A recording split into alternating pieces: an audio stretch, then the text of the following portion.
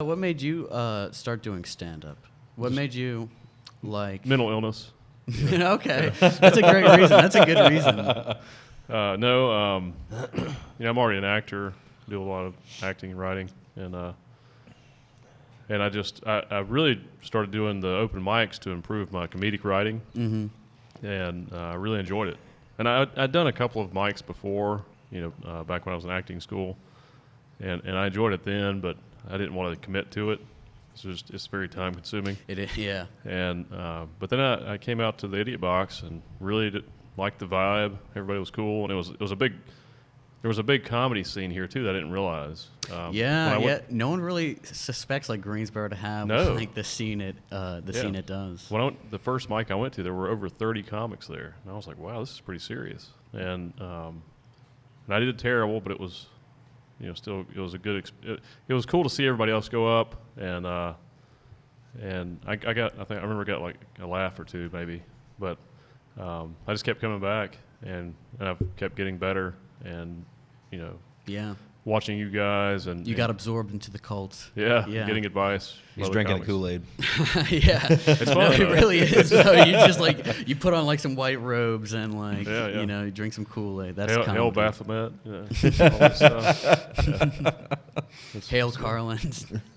Yeah, the blood sacrifices and stuff are a little disturbing, but other than that, it's cool. It's worth it. Yeah.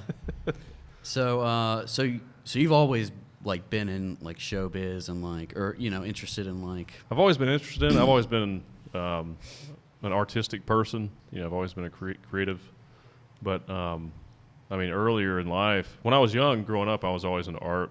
Painting, drawing, any kind of art. I was always interested in performance arts too. I just, we grew up in the same town. It was a small town. And that was. Oh, you guys are like childhood friends? Not really. I'd say like young adult friends. Young adult friends, yeah. So how young adults? I was 20. Like contemporary? I think I was 20 or 20. Well, I met you when you were like 19. Yeah, 19 maybe, yeah. Okay. But we became friends when you were about 20, yeah, 21. Yeah. Probably met, that's probably right. So how'd you guys meet? It was really sweet, man. Yeah, it was. It was. And, I don't remember which one of us wiped off our knees first, but just fucking with you. But I don't remember this. No, but no, we had some mutual friends that he was working out with one or two of them, both of them. Yeah, a couple of your friends. A couple of the guys, and then our paths had we were both going down a similar path, but just not together, right? And it was a small town, so there weren't many paths. That's right. Yeah, and I think actually, if we're going to be technical, that's when we started becoming a friend. When we originally met, was you showed me a property. Yeah, I think management. Yeah, you were. He was. I think he was the largest commercial property manager for the company that he was with, but the biggest book. But either way, he showed. I think myself and at the time, I can't remember if we were married or not. My wife and or girlfriend, a property that we were looking at, interested in renting. That was the very first time, and then we just grew over that. But we had a similar interest and. We always talked business, so it would be funny. We'd be working out. He was working out. I was in there going through the motions most of the time. You were in pretty good shape back then. Yeah, I was. I was in much better shape. But just natural evolution. Like-minded people. Yeah, come together. You come together, and we both were. At least we both thought we were intelligent, and we both were readers, and we were autodidacts. Like we were just constantly trying to educate ourselves, and we were, it just became a little too cocky. Yeah, in the beginning, early on. Some of that went away as you age, which is good.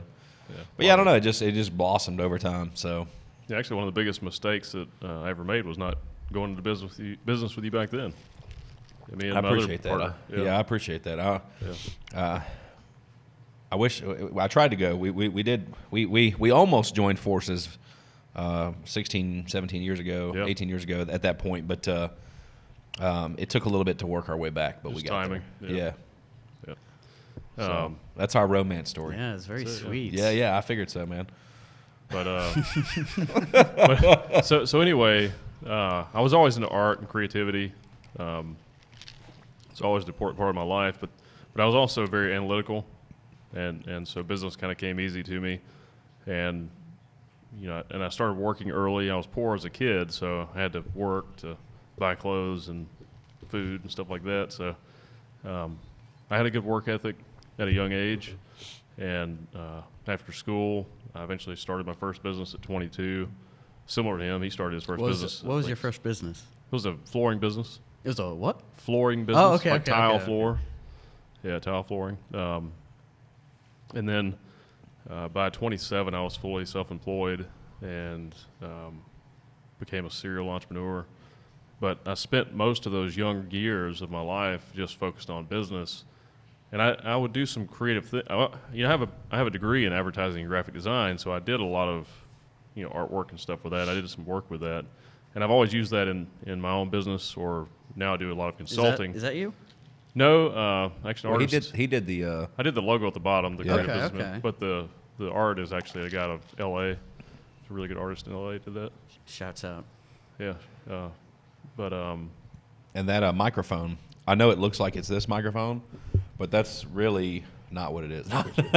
Kind of looks like a flashlight. It does. So shout out to Adam Wayne. He's the Adam. artist that did the drawing. Yeah, but if you look, he did an awesome job. That's this mic. Oh, yeah. It actually it works out well. Yeah, he's a good artist. Yep. And what's funny is when we started, I didn't look like that, but I think the more this podcast goes on, I'm starting to look more and more like that. Well, we had him drawn. We had him illustrated to look like his goal. Yeah, that's what it was. Yeah. Oh, He's that's close. that's Yeah, that's yeah. a good idea. Yeah. Like Yeah. I'm gonna aspire to look like the handsome drawing. That's right. Yeah. So we're working towards it. I may need to. So he's looking more like his drawing. I'm Yeah, looking you less kind of like look mine. like a Haynes model, on the left side. Oh, You got yeah. your hands in the Oh, pocket. 100%. The sex pose. you Yeah. know? Yeah. I'm glad you caught that. I've been thinking that the whole time. I'm like, I got the model next to me. It's definitely very model-esque. Yeah, those are some Levi's. I The feel like that Levi picture is ad. a cross. What's the vampire one where the chick was the battle between the vampire and she loved the vampire and the werewolf and that's Twilight. Twilight. Oh, Is I was it thinking of Twilight? Underworld. Underworld, That's yeah. it, Underworld. yes. He's got like an underworld Oh, okay. kind of vibe going on. The main and like Underworld 2 or something, like the guy with the long hair where he kind of switches from being the villain to kind of telling his backstory. You know what I'm talking about? He's got the long hair. Oh yeah, Lucian or something. Yeah, you've got that kind of vibe going on with the hair there, and that mixed with like an Abercrombie model. And I don't know, but Too old for Abercrombie modeling. That's like kid porn. Ralph Lauren.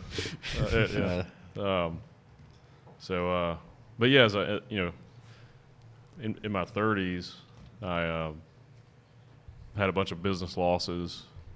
Really ate shit for a few years, and decided to focus some energy back into the arts. The creative side. That's when I got back got into acting and writing and creative writing.